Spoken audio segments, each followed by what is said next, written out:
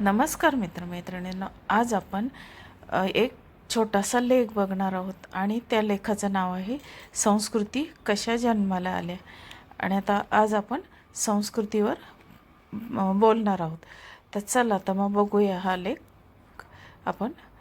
आता जगाच्या इतिहासात अनेक संस्कृती जन्माला आल्या आहेत आणि त्या लयाला पण गेला असं म्हटलं जातं.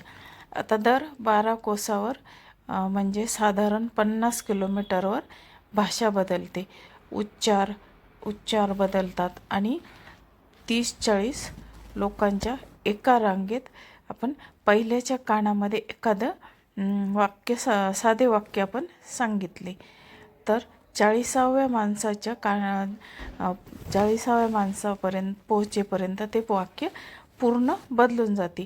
ही मानवी स्वभाव आणि संवेदनामधली त्रुटी आहे. आता पहिल्याच्या कानात आपण जे वाक्य सांगितलं तर ते शेवटच्या 40व्या व्यक्तीच्या कानामध्ये जाईपर्यंत ते वाक्य पूर्णपणे बदललेलं असतं. आता ही माणसामधली स्वभाव प्रवृत्ती आहे. आता तरीही काश्मीरपासून कन्याकुमारीपर्यंत हजारो वर्ष लोटूनही वेद मात्र त्याच स्वरूपात आणि त्याच लयीत आणि थोडेही विकृत न होता आपल्यापर्यंत पोहोचले आहेत. यामागे केवळ योगायोग नसून आपल्या पूर्वजांनी विकसित केलेले एक अत्यंत शास्त्रीय आणि कठोर पद्धत आहे. आता वेदाचे जतन करण्यासाठी ऋषीमुनींनी धन, जटा, माला, क्रम, शिखा, रेखा, ध्वज, दंड, रथ अशा 11 प्रकारच्या पारायण पद्धती निर्माण केलेल्या आहेत. आता एका सूत्राला उलट सुलट जोड्या लावून पुढे मागे अशा विविध गणितीय पद्धती आणि ह्रस्व दीर्घ उच्चारांच्या नियमासह थोकले जायचे. आता शतके उलटून गेली आहे, हजारो पिढ्या गेल्या, पण धनपाठी परंपरेमुळे वेदांमध्ये एक स्वराचाही बदल झालेला नाही. हा मानवी स्मृती आणि तपस्येचा उच्चांक आहे. आता वित या धातूचा अर्थ आहे जाणणे म्हणजे समजून घेणे आणि यावरून वेद हा शब्द निर्माण झाला आहे, ज्याचा अर्थ असा आहे की ज्ञान. वेद म्हणजे ज्ञान. आता हे सामान्य ज्ञान नाही तर असं ज्ञान आहे की जे जिथपर्यंत आधुनिक विज्ञान पोहोचू शकलेले नाही अशी ज्याची काल निश्चित करणे मानवी बुद्धीच्या पलीकडचे आहे. आता त्याचा काळ निश्चित करणे हा मानवाला शक्य नाही. आता बुद्धीच्या पलीकडचा आहे असे अनादि आणि अनंत ज्ञान म्हणजेच वेद. आता आजच्या काळात जिथे एकाग्रता क्षीण होत चालली आहे तिथेही प्राचीन परंपरा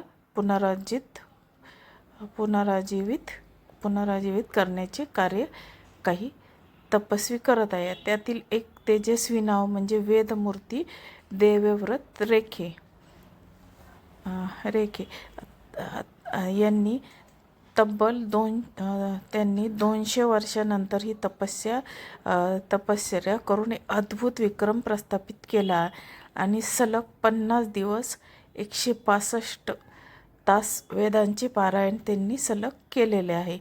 पण ज्या लोकांना सलग अर्धा तासही अर्थपूर्ण तर सोडाच पण असंबद्ध बडबडी करता येणार नाही, हे लोक या भव्य यशाला हसतात. हे दुर्दैव आहे.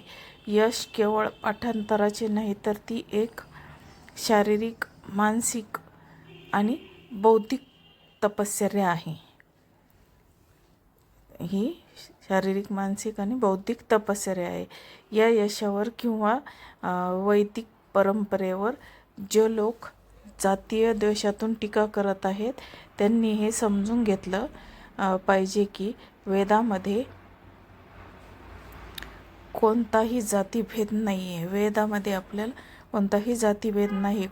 कोणाच्याही एका वर्णाचे वर्चस्व गाजवले किंवा दुसऱ्याला कमी लेखले हा वेदाचा हेतू कधीच नव्हता. वेद हे मानवजातीच्या कल्याणाचे ज्ञानाचे भांडार आहे. वेद हे कल्याण आणि ज्ञानाचे भांडार आहेत. आता जे लोक अज्ञानापोटी प्रश्न विचारतात की या पारायणाने काय लाभ होणार, त्याचा काय लाभ होणार, त्यांना हेच उत्तर आहे की अज्ञान दूर करून मनुष्याच्या ज्ञानसंपन्न ऐश्वर्यसंपन्न मनुष्याला ज्ञान संपन्न करणे आणि ऐश्वर्य संपन्न करणे हे वेदा वाचून अशक्य आहे. आता आज जगात जो काही कोलाहल माजला आहे त्याचं मूळ कारण हेच आहे की मनुष्य वेदांच्या मूळ विचारापासून दुरावला गेलेला आहे. आता वेदांच्या विचारांची मोडतोड करून अनेक पंथ निर्माण झाले, ज्यातून स्पर्धा आणि द्वेष वाढीस लागला आहे.